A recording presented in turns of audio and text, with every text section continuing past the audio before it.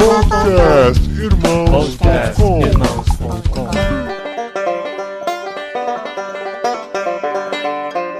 Olá, pessoas! Podcastirmãos.com, Tangente entrando no ar. Eu sou Paulinho, estou aqui com o Zé Bruno, que até o final do programa vai cantar todo o som do resgate. E eu sou o Zé Bruno e estou aqui com o Lucas Gonçalves, a maior autoridade viva em Lewis e Tolkien. Eu sou o Lucas Gonçalves e estou aqui com o Bruno, a mente mais musculosa da intelectualidade brasileira. Uau! Calma, Que humildade do cara, hein, mano? Pesado aí. Bom, eu sou o Bruno e eu estou aqui com o Paulinho De Gaspari, o host mais quente da podosfera. Não, isso é de outro podcast, né? Como assim, mais quente? Eu não sei, cara, eu não conheço a referência. Podosfera, né? O host hot, não, o negócio ficou muito... Ah, tá bom. Ficou puxado pra puxar o link. Esse realmente não é o tema desse programa, mas nós estamos aqui muito felizes porque estamos começando um novo podcast e o primeiro episódio, o episódio piloto, está aqui dentro de Irmãos.com com um episódio especial aqui nessa semana, que nós estamos começando o podcast Tangente e a gente vai conhecer melhor sobre o coletivo Tangente nesse programa aqui com esses participantes, sócios fundadores do coletivo, pra gente discutir sobre cosmovisão cristã, arte e cultura. É um tema que sempre perpassa, eu gosto dessa palavra, perpassa pelo podcast Irmãos.com, mas agora tem um podcast dedicado a isso dentro de Irmãos.com e a gente tá aqui pra discutir sobre arte, discutir sobre cultura e tentar ver se a gente chega em alguma conclusão do que é do diabo aqui nesse programa.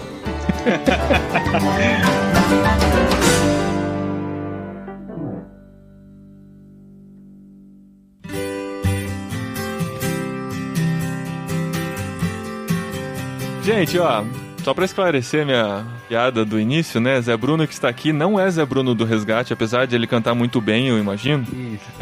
Mas não é errado, mas tudo bem. É o Zé Bruno de Arapiraca. Literalmente. O pior é que em geral confunde, né? Nas Pois redes sociais, às vezes eu recebo mensagem de pessoas querendo compartilhar demo de música, pedindo opinião, enfim. Ah, cara, se eu fosse você, eu entrava na pilha com gosto, mano. Eu mandava uns áudios cantando pra passar pra galera. Seria interessante.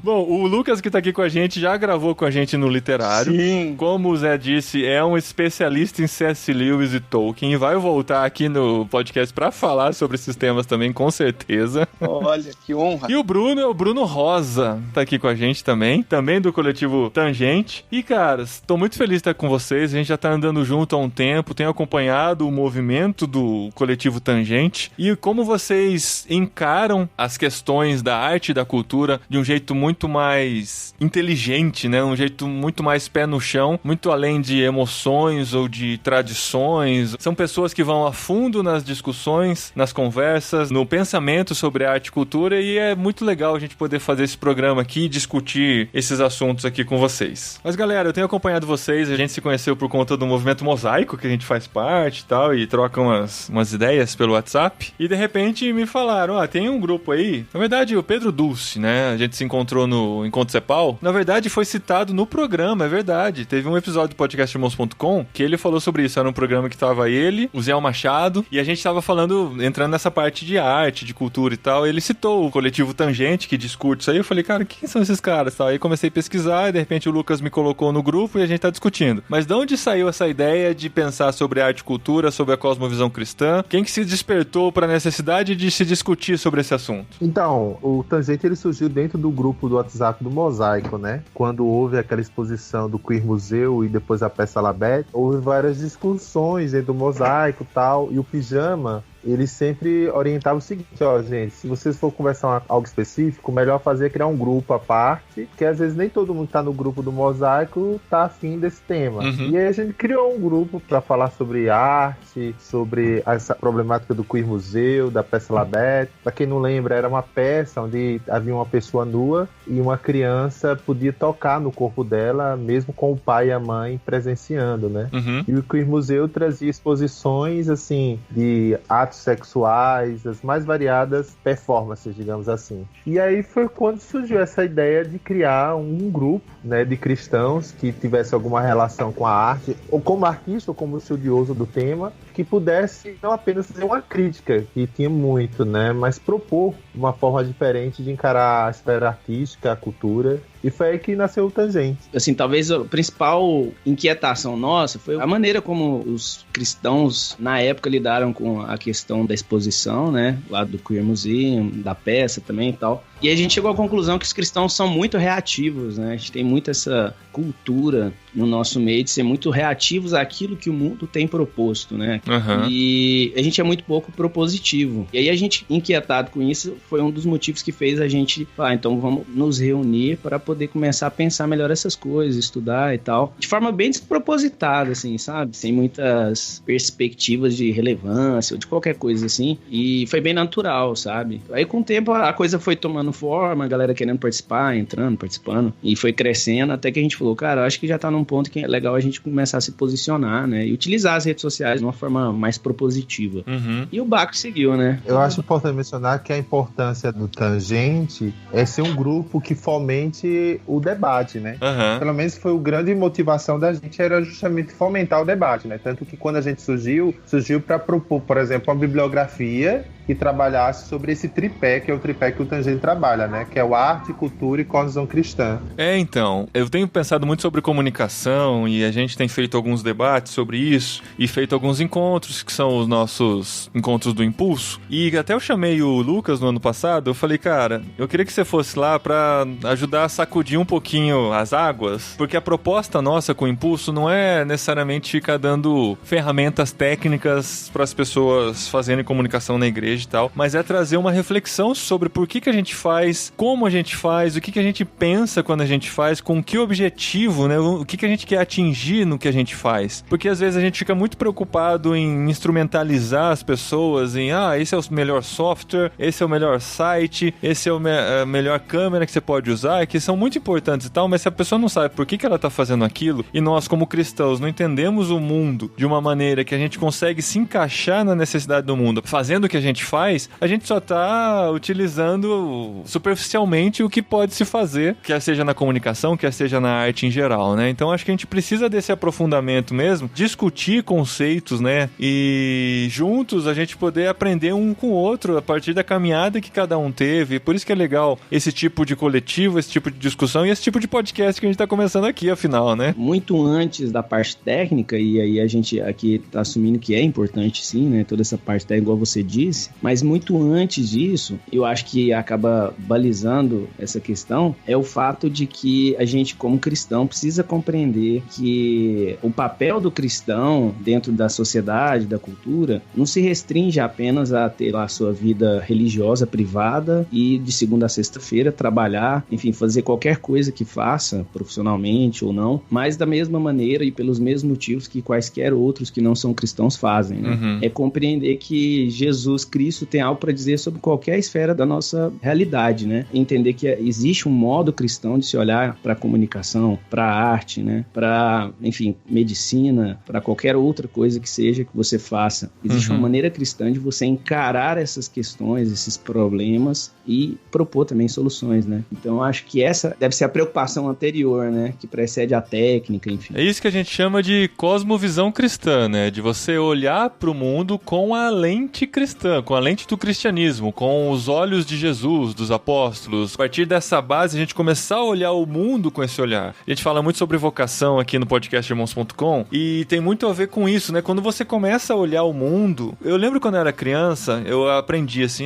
faça como se fosse para Deus e tal, né? Não para os homens. E eu ficava nisso, eu vou tentar fazer como se fosse para Deus, mas era um conceito tão abstrato isso, assim, né? Como que eu vou fazer como se fosse para Deus se eu tô fazendo para uma pessoa e tal, né? Eu tô trabalhando uma pessoa. Mas quando você começa a trazer isso para sua vida de fato, que tudo que você faz, você tem que fazer com o propósito de glorificar a Deus. E quer que você esteja esteja apertando um parafuso, atendendo um cliente, qualquer coisa que você faça, você pensa que como você pode glorificar a Deus e como você pode servir o próximo através do que você faz, muda completamente a sua percepção de mundo, né? E aí a gente deixa de ser um trabalhador que vive só para pagar boleto e se torna alguém que vive com um propósito realmente, né? Cada dia da sua vida tem um propósito, não simplesmente o fim do mês quando você recebe aquele salário, né? Essa semana eu li o capítulo 17 de João, né? Que tem a famosa oração de Jesus, a oração sacerdotal. E nessa oração, Jesus, em vários momentos, ele toca no tema glória, né? A questão de o pai dá glória pro filho glorificar o pai, o filho dá a glória do pai pros discípulos e coisas desse tipo. E aí eu me dei conta que eu sempre usei essa frase, é muito famosa, principalmente em meio presbiteriano, né? Que o fim principal do homem é glorificar a Deus e gozá-lo para sempre, né? Uhum. E aí eu me dei conta, assim, eu falei, cara, a gente fala tanto glória a Deus, glórias a Deus, mas o que isso quer dizer pontualmente, né? Uhum. E aí eu fiquei bem curioso e eu dei uma pesquisada sobre isso. Tem um dicionário da Vida Nova que ele traz no verbete de glória, achei muito interessante. Ele traz 3 definições, né? Em primeiro lugar, ele coloca que a glória, em tese, é o atributo de perfeição de Deus, né? É o fato de Deus viver da forma mais perfeita possível. Em segundo lugar, a glória de Deus é a gente reconhecer que Deus é dessa forma e exaltar ele, achar ele maravilhoso por ele viver de uma forma perfeita. E o terceiro atributo da glória seria a gente viver reconhecendo que a forma de Deus viver é a melhor forma e aí a gente passa então a obedecer ele. Uhum. Então, por que eu tô falando isso? Porque quando a gente entende a glória de Deus dessa forma, então eu trabalhar para a glória de Deus deixa de ser uma coisa subjetiva. Sim. Por quê? Porque existe uma forma específica de ser um sapateiro, por exemplo. Existem leis que transcendem da eternidade e emanam aqui no tempo, né? Que elas surgem de Deus e elas se refletem na nossa realidade temporal. E a partir do momento que a gente vive de acordo com essas leis que vêm de Deus, a gente consegue obedecer esse padrão perfeito de Deus, né? Então a gente consegue glorificar a Deus. Eu acho que um dos grandes trabalhos, então, para a cosmovisão cristã é a gente entender esses padrões divinos na criação para a gente poder se ajustar a esses padrões. E aí isso extrapola o momento de louvor, por exemplo, do culto, né? Isso toca nas coisas mais simples do dia a dia, como, sei lá, cozinhar ou pintar um quadro, né? Então você tá indo mais além aí, né, Lucas? Não é simplesmente enxergar o mundo com os olhos cristãos, né? Tem uma proposta a mais. Gosto mais de pensar a cosmovisão como algo segundo o qual a gente organiza a realidade, a gente coloca as coisas nas suas prateleiras e dá significado para essas coisas, sabe? Mais do que a lente pelo qual a gente vê as coisas. Essa ideia de cosmovisão, ela é mais interiorizada ainda, assim. Ela chega mais no núcleo do nosso coração antes dessa experiência com o próprio mundo, né? Ela é o que direciona a gente pra gente ter essa experiência com o mundo, sabe? Aí é importante lembrar um pouquinho do Kuyper, né? O Kuyper, ele foi um cara que ajudou muito a, contemporaneamente, assim, meio que recobrar a importância do conceito do coração na Bíblia, né? E compreender também que o coração, ao invés da gente, como moderno, que acaba olhando muito pela ótica do coração no sentido de sentimento, né? E a razão é o polo oposto, né? A intelectualidade e tal, mas enxergar biblicamente, como os hebreus tinham o costume de enxergar, por exemplo, o conceito de coração como algo integrado, né? Que unia toda a totalidade do ser humano. Então, tanto os afetos, quanto os desejos, quanto também o entendimento, o raciocinar, o pesar as coisas, se encontram mixados ali dentro do coração, né? Que seria mais ou menos isso. É, digamos, o núcleo, a parte mais central do ser humano. E aí, a partir dali, é que as fontes da vida jorram. Então, eu acho que é central a gente compreender o conceito do coração para que a gente não caia, às vezes, num erro, que eu, infelizmente, já vi alguns caindo, quando vai falar um pouco sobre cosmovisão, de levar muito para um lado intelectualista, né? Muito racionalista, no conceito de cosmovisão como algo, tipo assim, um conjunto de crenças aqui, ideias, como se fosse um sisteminha de pergunta e resposta que você tem ali, que toda vez você bate o olho e fala, poxa, não, então eu enxergo dessa forma. E tem muito mais a ver com a essência, né? Volta pro certo e errado, né, cara? A gente volta pro, isso é proibido ou é permitido, né? A cosmovisão cristã é entender. Isso. Não é isso. É importante a gente lembrar que cosmovisão não é uma criação histórica ou meramente conceitual, né? Ela é um dado da realidade, né? O que a gente chama de cosmovisão não é algo que foi construído socialmente ou culturalmente, mas foi algo que foi descoberto, né? Sim. Naquele livro Introdução à Cosmovisão Cristã, o Michael Gorin, ele inclusive mostra que esse conceito ele surge fora do cristianismo, né? Com o Kant, só que o Kant ele tinha uma cosmovisão muito racionalista, né?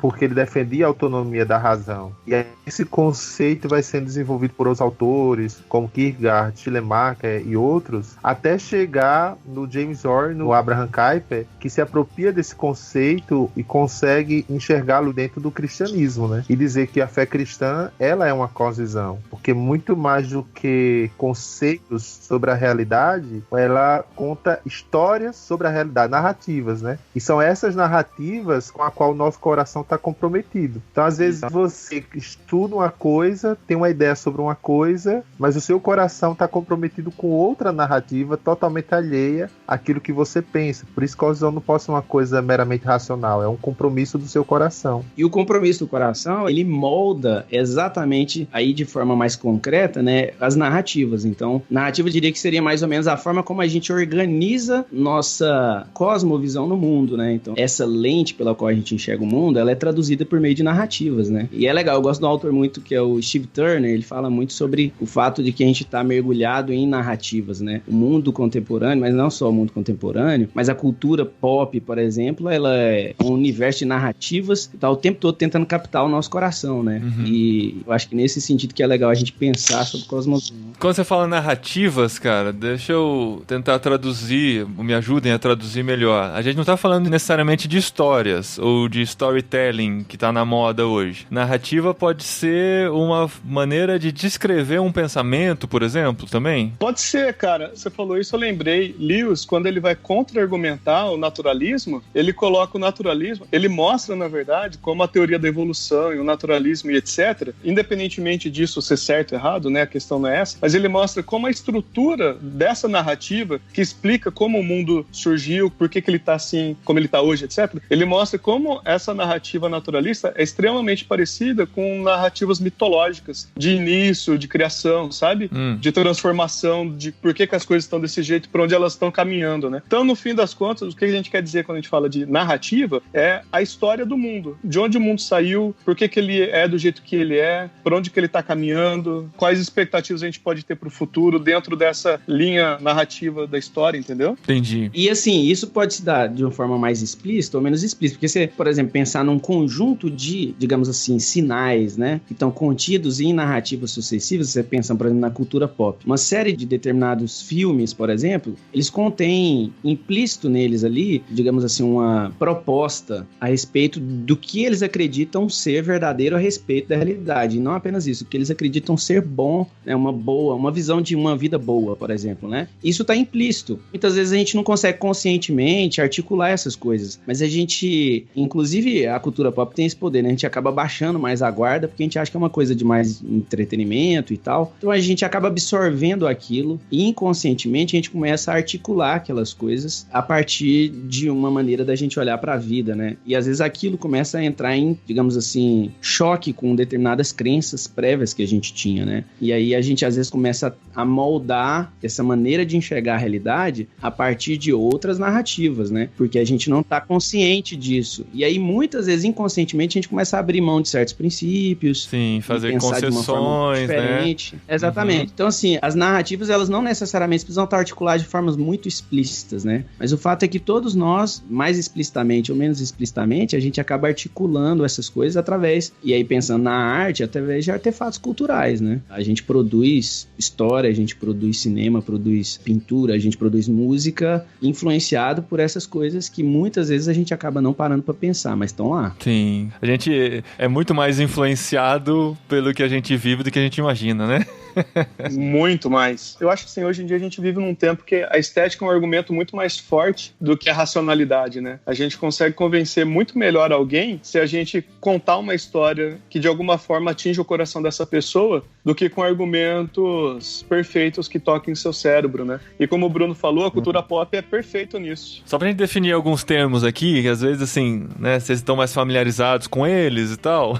Quando a gente tá falando de estética, a gente não tá falando só de aparência ou física, né? Coisa que a gente consegue enxergar. Isso. A gente tá falando da forma em que o conteúdo ou a arte é projetada para nossa compreensão, certo? Pode ser a partir de um texto, pode ser a partir de um desenho, pode ser a partir de um filme, certo? Isso. E no fim, essa questão estética, como você definiu, ela atinge muito mais o nosso coração do que um argumento, na maioria das vezes, intelectualizado, né? E aí, nesse ponto, a cultura pop, ela nada de braçada, porque ela tem meios, ela tem canais, assim, para atingir pessoas, né? Ela tem uma prerrogativa de narrativa também. Poucas pessoas vão questionar um artista pop, a não ser que ele contraste demais com o senso comum também. O Steve Turner, ele pega exatamente nesse ponto aí, sabe? Do fato de que a gente tem a tendência, nós, como o pessoal gosta de falar, os afegãos médios, nós aqui, médios mortais, nós temos a tendência de encarar a cultura, e principalmente pensando na cultura pop, essa cultura mais massificada, de modo que a gente olha pra ela de maneira muito distraída, sabe? Muito despropositada. A gente já tem uma rotina tão puxada, tão cansativa. Eu vou parar pra filosofar, pra pensar sobre determinadas coisas que eu tô consumindo? Não. Eu vou me entreter com aquilo. Só que, em contrapartida, ele deixa muito claro que todos os produtores da indústria cultural em geral, eles têm muito claro um objetivo daquilo que eles querem, não apenas contar em termos assim de narrativas para entretenimento, mas muito além disso, eles querem ganhar o coração das pessoas, ganhar determinadas pessoas, apresentando propostas de vida, visões a respeito de uma boa vida e do que é correto. Então, se por um lado a gente é muito despretensioso e tá muito com a guarda muito baixa, por outro lado, os produtores estão levando muito a sério o trabalho deles. E a gente se engana quando a gente pensa que eles estão produzindo simplesmente para entreter, para ganhar dinheiro, exclusivamente, né? Agora, independente da motivação do produtor, se ele tem a intenção de passar uma visão de mundo ou não, toda e qualquer produção cultural, ela traz consigo uma cosvisão, independente da motivação do seu autor. Eu só tô esperando vocês chegarem no vídeo do Josué e Leon e os vídeos da Disney lá e tal, aqueles... Ele acabou com a minha infância, mano. Ele acabou com a minha infância. Vocês estão indo a fundo, cara. Daqui a pouco vai falar da palavra sexo no Rei Leão, aquelas coisas lá e tal. Eu tô com medo dessa conversa. Não. Então, assim, independente de qualquer coisa, toda e qualquer produção cultural traz consigo uma cosvisão, porque ela traz uma narrativa sobre a realidade, sobre o mundo, né? E um dado importante é o seguinte, é que a conversão não traz consigo uma cosvisão pronta. Cosvisão ou mente cristã seria uma outra forma de tratar isso. Tem pessoa que acha, me converti e já tem uma mente cristã. Não tem. Porque uma conversão diz respeito ao nosso retorno para Deus, enquanto a mente, ela precisa ser formada, né? Até o apóstolo Paulo, quando fala isso em Romanos 12, fala, transformai-vos pela renovação do vosso entendimento. Então, é preciso haver uma renovação do nosso entendimento que acontece através de uma ação do Espírito da palavra. Então, assim, tem muitas pessoas que elas são convertidas, mas ainda preservam uma mente mundana, porque os seus princípios, os seus valores, a forma como ele enxerga ou ele explica a realidade, não está baseado nas narrativas da revelação de Deus, mas em narrativas daquilo que ele consome em filmes, em séries, em livros, em relacionamentos, e não aquilo que Deus revela na sua palavra. E aí que entra, então, o senhorio de Cristo na vida do cristão, né? Exatamente. Ele começar a entender que Jesus não é só o Salvador, mas o Senhor da sua vida também, né? Tanto que tem um texto de 2 Coríntios, acho que é 10, que o apóstolo ele exorta aos coríntios a levar cativo todo o seu entendimento ao senhorio de Cristo. Então é sempre bom a gente, por exemplo, na oração, submeter que Deus julgue os nossos pensamentos, a forma como a gente enxerga a realidade, como a gente lida com ela, e que o Senhor seja o Senhor de fato sobre aquilo, né? Porque não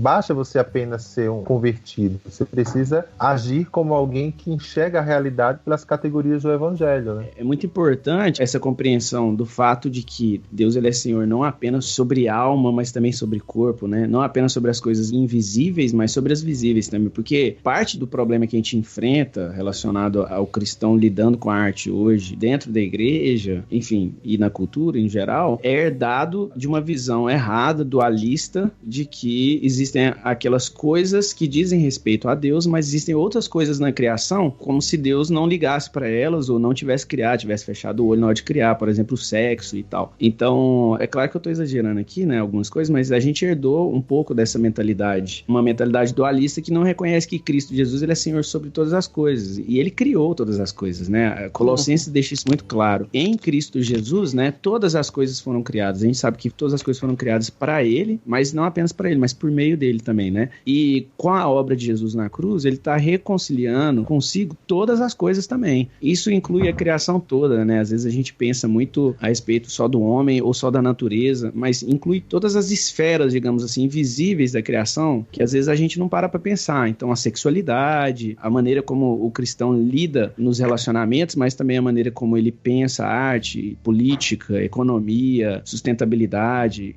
tantas outras coisas. E é por isso que eu brinquei lá no começo que a gente vai descobrir o que é do diabo mesmo, né? Porque, na verdade, tudo pertence a Cristo, né, cara? A gente fica dando as coisas de Deus pro diabo, né? Falando, isso é do diabo, isso é do diabo e tal, né? Mas, na verdade... Só a bateria que ainda não foi redimida. Né?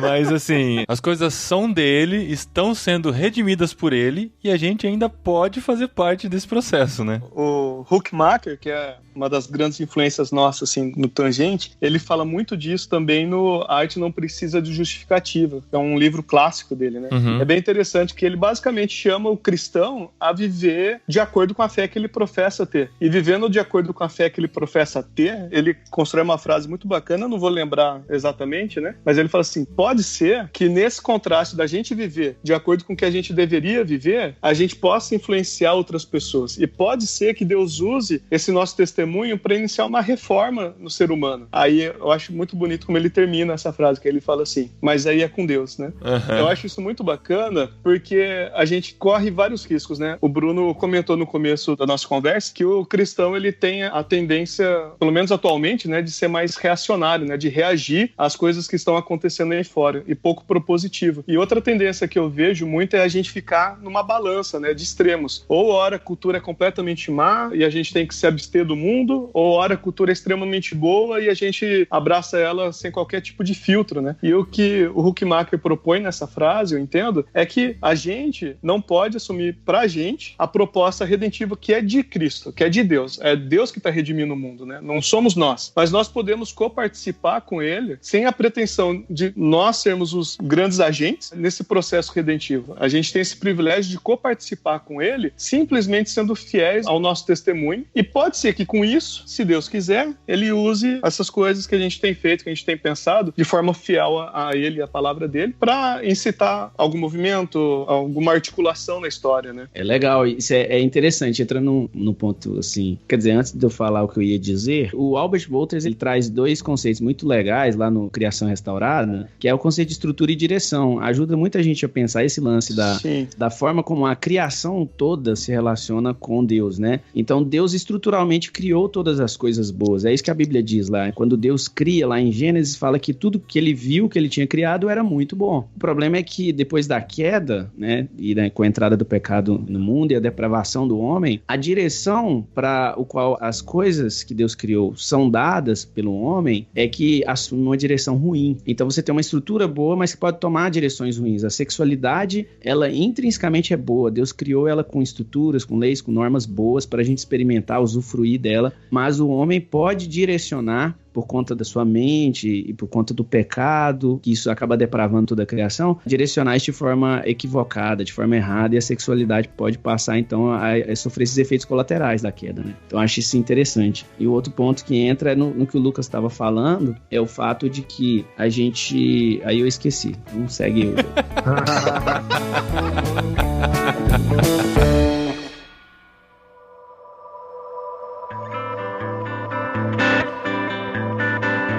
Bom, foi citado aqui sobre o dualismo, né? E a gente já discutiu isso algumas outras vezes no podcast Irmãos.com, mas é legal a gente reforçar sobre isso, porque essa visão dualista do mundo é uma herança que a gente tem de séculos passados. Os estudiosos aqui podem dizer com mais precisão de onde vem essa ideia. E esse é um dos grandes problemas que a gente tem hoje, né? Para lidar com arte e cultura dentro da igreja ou onde quer que seja, né? Nós como cristãos no mundo, a gente conseguir encarar a arte e a cultura de forma que a gente entenda nosso papel dentro do que estamos fazendo, né? Tem uma brincadeira que às vezes eu faço quando dou alguma aula sobre isso. Eu menciono alguns termos e eu quero que as pessoas me digam Deus ou diabo. Então quando eu falo tipo oração, Deus, evangelismo, Deus, louvor, aí Deus. Isso. Aí quando eu falo meio ambiente, Aí as pessoas ficam às vezes sem saber o que dizer. Não, elas Fala política. Aí política, aí diabo, aí arte, aí por aí vai. Então assim, na mente das pessoas parece que as coisas de Deus, elas são circunscritas à igreja. E tudo aquilo que existe fora da igreja é que são as coisas do mundo, né?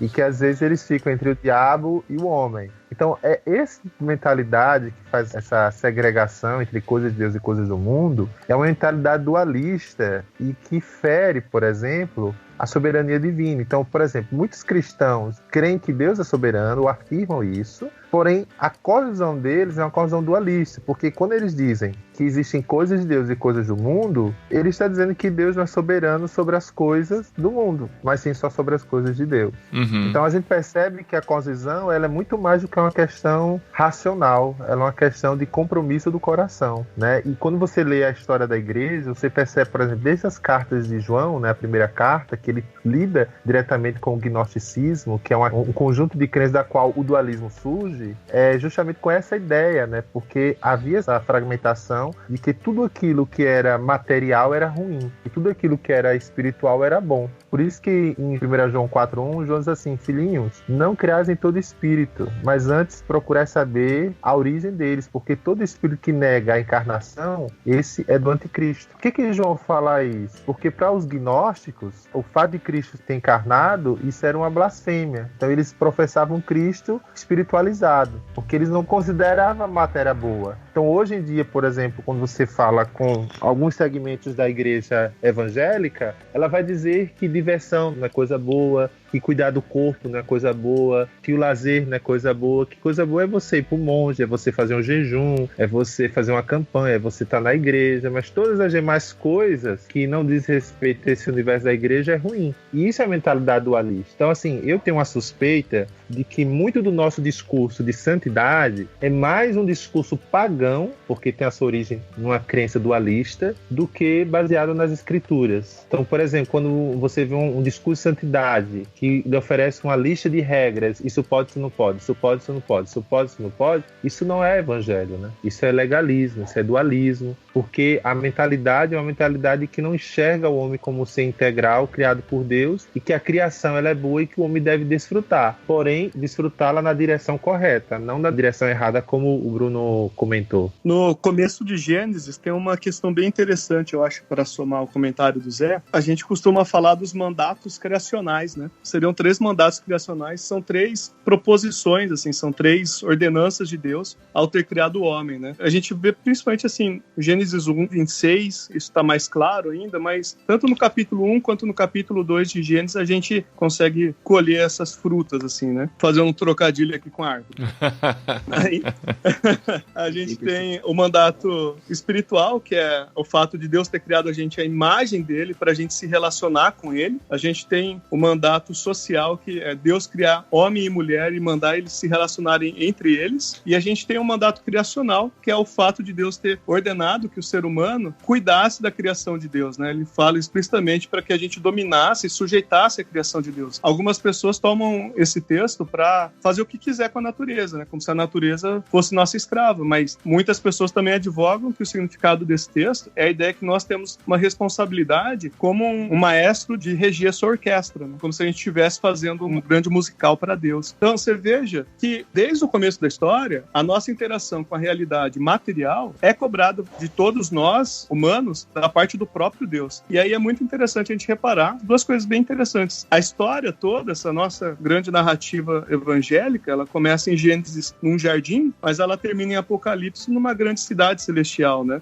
E a história se desenvolve desse ponto A até o ponto B. Então, esse desenvolvimento cultural, essa participação em produção de coisas físicas, materiais mesmo, assim, da nossa realidade diária, e não apenas uma realidade separada, né? Espiritual e material, ela faz parte do nosso chamado criacional mesmo, né? E quando a gente não cumpre isso, quando a gente cai nesse dualismo que o Zé comentou, de sacralizar certas coisas e de profanar outras, acaba acontecendo eventos pelo vácuo da nossa ausência no espaço público, eventos como o Queer Museum, por exemplo, que a gente gente começou comentando no início aqui da conversa, né? Porque a gente acha que a gente tá se santificando, né? Se separando do mundo para não se contaminar com o mundo. Na verdade, a gente tá se omitindo de fazer alguma coisa naquele ambiente, né? Exato, a gente tá negligenciando, e quando a gente sai desse espaço, voluntariamente a gente sai desse espaço, no vácuo, nesse vazio, entra qualquer sujeira no meio, entendeu? Uhum. E aí depois a gente faz grandes textos assim no Facebook falando mal de um monte de coisa, só que tudo isso é efeito da nossa negligência no espaço público. É até interessante que o Brian Walsh, no livro dele Visão Transformadora, ele vai explicar dois conceitos interessantes, né? Que o Brasil é um bom exemplo disso. Ele vai falar sobre a cosmovisão majoritária e a cosmovisão dominante, que nem sempre uma cosmovisão majoritária ela é dominante. Por exemplo, o Brasil, qual é a cosmovisão majoritária no Brasil? É o cristianismo. Uhum. Porém, não é a cosmovisão dominante. Tanto que a gente vê que toda a produção cultural, tudo que a gente pode ver na mídia, parece que é uma oposição à própria fé cristã, né? E aí ele vai explicar por quê. Porque para você ser uma cosmovisão dominante, você precisa ocupar 3 setores: mídia, educação e as leis. Seria a questão do direito. Então, qual é a influência cristã nesses aspectos? E por influência cristã, eu não estou falando aqui de uma teologia de domínio, né? De você ocupar e você marcar território, usar esses meios para favorecer o gueto evangélico. Não. Isso é teologia de domínio. O Kuyper, que é muito dessa tradição que a gente abraça no que diz respeito ao pensamento da arte, ele falava que você precisa se engajar na esfera pública com o peso das suas convicções. Só que você não deve fazer isso por questões de privilégios de grupo, mas de paridade. Ou seja, você deve se engajar isso para oferecer o melhor para todos e não para o grupo ao qual você pertence. Então, entrando num tema que não seria bem o tema da arte, né? Então, quando você vê, por exemplo, uma bancada evangélica que só atua a favor do público evangélico, majoritariamente favorecer os evangélicos ou as igrejas, essa pessoa ela está agindo numa cosmovisão que não é uma cosmovisão cristã. É uma cosmovisão de domínio, hegemônica, mas não é uma cosmovisão cristã. Porque a cosmovisão cristã, ela não pensa no homem religioso, né? O Huckmacher fala isso, né? Que Cristo não morreu para nos fazer cristãos, ele morreu para nos fazer humanos, verdadeiramente humanos, né? E nós só somos humanos quando nós estamos em contato com Deus, né? Reconciliados com Deus. Então nós não temos como ter um engajamento cultural que favoreça o gueto. E o que salva a gente, eu acho, Zé, assim, de livra a gente de pensar dessa forma, no sentido assim, de vamos estabelecer agora então uma teocracia, né? É da gente realmente tirar esse fardo dos nossos ombros, sabendo que o papel da transformação completa, né, da restauração completa da criação, cabe a Jesus Cristo, não cabe a nós. Então, é sempre bom a gente ressaltar isso, a gente é agente de reconciliação. E eu gosto muito de pensar na figura, assim, do deserto, né? Nossa cultura contemporânea, eu acho ela muito árida, né? A gente enfrenta em diversas áreas, em diversos aspectos da sociedade, um empobrecimento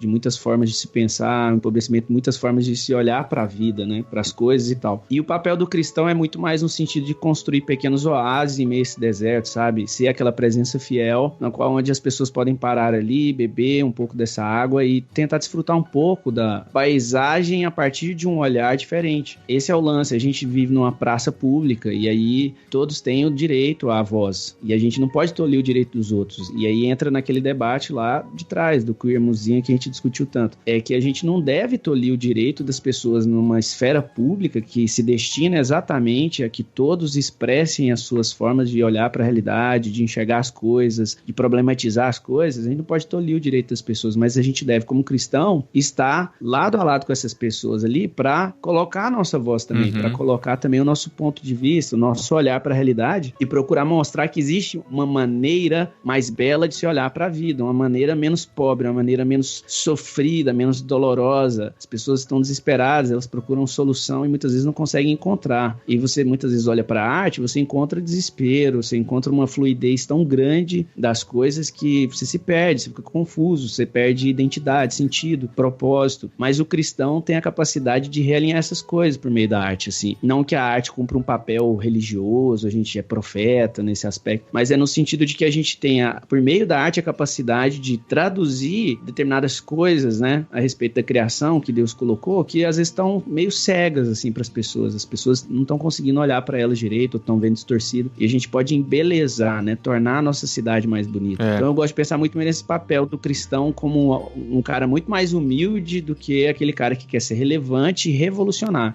O Schumacher fala isso também lá no Dom Criativo. A gente não pensa muito no sentido revolucionário, né, uma fé na revolução ou no progresso também. Nossa fé está em Cristo Jesus e a gente tem um trabalho humilde a fazer, ser fiel a Ele nessa cultura, né. E quando a gente não pensa assim, a gente se torna os reativos lá do começo que a gente disse, né? Que a gente acaba só vendo as coisas que pra nós são erradas acontecendo e vai atrás pra tentar apagar aquilo da mente das pessoas. Mas aí, por outro lado, a gente acaba destacando muito mais aquilo, né? Por causa da reação que a gente teve. Teve o lance do Queer Museum, mas no ano passado também teve 2 casos bem emblemáticos com relação a isso. Um deles foi aquele livro da Feira de Literatura do Rio de Janeiro, que numa página lá no meio de um livro nem muito popular, tinha um beijo gay, né? Um desenho de um beijo gay. Aí a polícia foi lá, e prefeito, não sei o que lá, todo aquele barulho, aquela cena que estava totalmente desconhecida pela maioria, acabou vindo a público e tal, e fez um barulho muito maior do que qualquer outra atitude que a gente podia tomar. E mais pro fim do ano, a questão do Porta dos Fundos também, com o vídeo de Natal, do Netflix e tal, né? O barulho todo que os cristãos fizeram nas redes sociais, fizeram o vídeo se divulgar muito mais. E não tô dizendo que a gente não deve protestar quando a gente acha que existem coisas erradas e tal, mas essa postura que o Bruno disse, o Zé também disse, de humildade, de tentar se colocar como uma voz que leva a esperança e não só fica reagindo ao que tá acontecendo, né? Fica colocando polícia em casos e fazendo boicotes e fazendo protestos e tal. É uma postura bem diferente. As duas têm o seu valor, mas essa postura humilde, eu acho que tem mais a ver com o artista que quer realmente trazer uma luz pro mundo, que quer ter uma postura mais de servir do que de contra-atacar algo que tá acontecendo, né? Tem formas de se fazer, o problema é esse, né? Não é que a gente tá defendendo aqui que não se deve protestar, mas até a maneira de se protestar, ela deve ser pensada de maneira mais propositiva. Então, um exemplo, com relação a esse último caso que você falou do Porta dos Fundos, acho que talvez a forma de protesto que eu achei mais coerente e que foi exatamente no mesmo nível, na mesma esfera, foi o do canal, acho que Hipócrita, se eu não me engano, foi o vídeo que foi lançado. Basicamente, o vídeo é o cara declamando uma poesia, né? Quase que como um cordel, um repente, assim, não sei dizer muito bem. Repente é com música, mas na verdade é tipo assim, como se fosse uma poesia mais nordestina, né? E muito bem construído. E nesse vídeo continha ali um protesto, mas era um protesto através de uma expressão artística. Sim. Então até a moeda com a qual você vai devolver, eu acredito que deve ser pensada muito dentro da mesma esfera, sabe? Uhum. Sobre essa questão do beijo gay, ali é um exemplo justamente dessa questão do próprio dualismo, né? Na linguagem, por exemplo, do Kuyper, que ele desenvolve uma teoria chamada da soberania das esferas, em que o Kuyper acredita que a realidade é composta por esferas que foram criadas por Deus e cada esfera tem a sua lei própria. A arte tem a sua lei própria, a moral tem a sua lei, a família, o Estado e por aí vai. E aí, quando o poder público ele decide simplesmente censurar aquela revista em quadrinhos pela presença de um beijo gay, ele ali choca-se com 2 esferas, que seria a esfera da religião e a esfera da família. Porque quem compete decidir o que os filhos veem ou não, já que eram quadrinhos com acesso à faixa indicativa, são os pais. O Estado não tem como se intrometer nisso, porque isso é uma coisa que compete aos pais, a gente concordando ou não. Sem falar que você dizer que o beijo gay era algo talvez feio, ruim, aquilo ali é mais uma posição da religião, porque é a religião, no caso o cristianismo, que vai dizer que a homossexualidade é pecado. O Estado não pode dizer isso, a não ser que ele se assuma como Estado teocrático. Então a gente percebe que a postura do governo do Rio de Janeiro em fazer aquilo ali foi justamente contrário, por exemplo, à sua vocação enquanto Estado, que é justamente legislar e proteger e praticar ações públicas que favoreçam toda a sociedade, né? Então aquela censura, ela é negativa. Então, agora você percebe que quando o cristão se posiciona dessa maneira, para algumas pessoas que têm um pensamento mais dualista, vão dizer que são progressistas, né? São da turma do PT ou de qualquer outro partido, porque hoje em dia são termos para você xingar, né?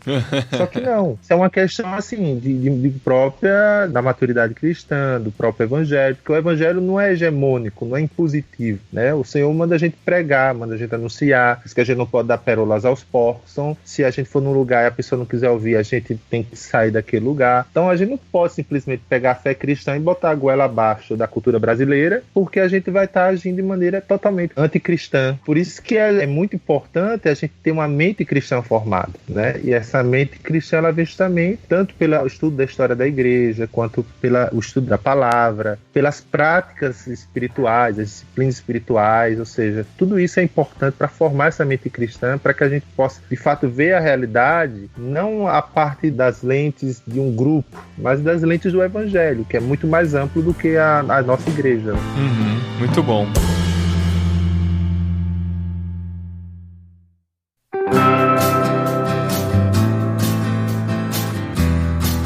Bom, gente, a gente falou de vários, na verdade, vocês falaram de vários autores aqui.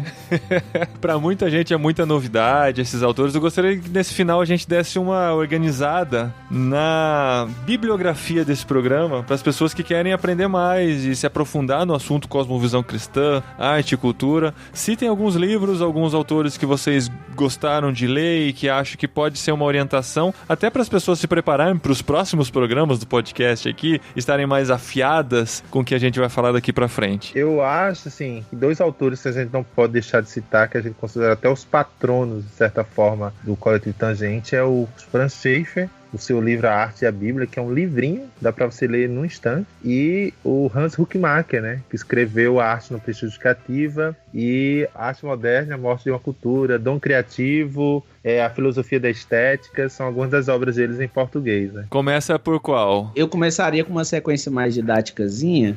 Eu colocaria, assim, A Arte e a Bíblia, A Arte Não Precisa de Justificativa, aí tanto faz, qualquer um dos dois. E aí depois eu viria com o Dom Criativo, que é um livro, assim, do Huckmacher, que, assim, é muito bom, é bem uma pegada, assim, bem pastoral, artisticamente falando, assim, sabe? Então ele pastoreia os artistas ali, ele vai tratar de muitas coisas relacionadas à história dos cristãos, na cultura mesmo, produzindo cultura e tal. E vai falar sobre questões artísticas também e trabalha sobre essa questão da arte não precisar de justificativa nesse mesmo livro também, porque o próximo livro que vem depois desse é mais pesadinho, né? Aí eu diria que a Arte Moderna é a Morte de uma Cultura e depois o Filosofia Estética, assim. Mas é melhor esperar lá pro 10º episódio, mais ou menos, né? Pra estar mais calibrado no assunto.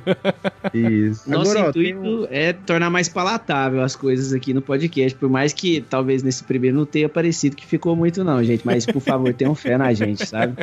Esse é o piloto. Depois das trevas vem a luz. Sabe? Não, gente, eu curti pra caramba. Eu acho que é um bom aquecimento, assim, né? É muito importante a gente entender a cosmovisão cristã, de fato, né? Até eu tinha visão precipitada com relação a isso e foi muito bom se aprofundar aqui e poder abrir essa porta pros próximos episódios que vem por aí. Lucas, queria falar algum? Cara, eu acho assim, a gente citou alguns sobre arte, né? E também eu acho que seria legal a gente falar sobre cosmovisão mesmo também, né? Então, eu acho que Introdução à Cosmovisão Cristã, do Gorin. Michael Gorin, Gorin e do Bartolomeu, é um livro bem bacana, assim, para uma introdução à cosmovisão cristã. Tem o livro que o Bruno citou também, do Albert Wolters, Criação Restaurada, que é muito legal. O Drama das Escrituras também, né, cara? Sim, livraço.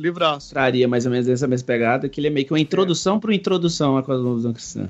É verdade. Tá tranquilo, gente. Ó, 9 livros só até o próximo episódio. Ainda bem que o podcast é mensal, né? Então tá tranquilo ler 9 livros nesse mês. O Paulinho, eu queria mencionar o 10º, que me ocorreu aqui, que eu acho que é muito oportuno para artistas ou pessoas que não são artistas, mas têm interesse nesse tema, que é o livro Cristianismo Criativo, do Steve Turner, da editora W4. Eu acho que esse livro ele faz um apanhado, né? Tanto do aspecto artístico quanto do aspecto da cosmovisão, ele integra isso e é um livro muito gostoso de ler. Que legal, gente. Curti demais o programa. A gente tá junto aqui em irmãos.com. No mês que vem tem um novo episódio do Tangente. Esse é de fevereiro, então em março eles estão prometendo que está de volta. Eu vou ficar no pé deles e teremos aqui mais um episódio do podcast Tangente aqui em irmãos.com, junto com as outras séries, os outros episódios do podcast irmãos.com. Aí também teremos a bandeirinha do podcast Tangente, que vai ter feed próprio para você assinar. No próximo episódio você vai saber todas as informações desse novo feed para você assinar só o podcast Tangente e ter ele junto com os seus outros milhares de podcasts que você acompanha por aí. Deixa o irmãos.com e o Tangente lá em cima, em destaque, com prioridade, e aí você pode ter os outros milhares de podcasts assinados também. E cara, só para pontuar uma coisa que eu observei aqui, que eu achei muito interessante, eu detectei nesse programa, o Zé Bruno tem um talento. Ele consegue falar cosmovisão cosmovisão em 2 sílabas. Cozão. Eu falo muito rápido. Bastante. É impressionante. Você vai assistir o vídeo depois. É muito bom.